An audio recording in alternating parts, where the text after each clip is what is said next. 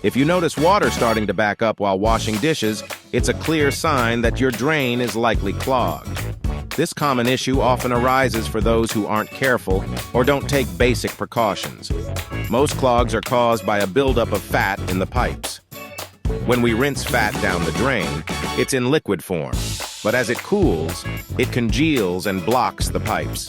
Food particles, vegetable peels, and fruit rinds can also accumulate in pipe curves, obstructing water flow. So what should you do when this happens? Should you call a plumber or reach for a chemical drain cleaner? Many people don't realize that these chemical products contain harmful substances that can irritate the skin and cause breathing issues. In today's video, we'll show you a cheap, natural alternative to unclog your kitchen sink. All you need is hot water and salt. Start by pouring half a cup of salt into your sink drain and let it settle.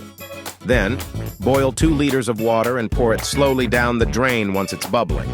The hot water will help melt the fat buildup in the pipes. Afterward, run more hot water from the faucet to ensure everything is flushed out. The salt's abrasive texture will help dislodge any remaining fat. Alternatively, you can use dish detergent instead of salt. Boil the water, mix in a few spoonfuls of detergent, and pour it down the drain.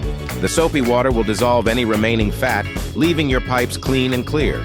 If the clog is caused by food particles, manually removing the blockage might be your best bet. Start by pouring boiled water down the sink to dislodge any loose debris. Do you have any other tips for unclogging sink drains? If you would like more health tips, follow, like, and subscribe to our channel.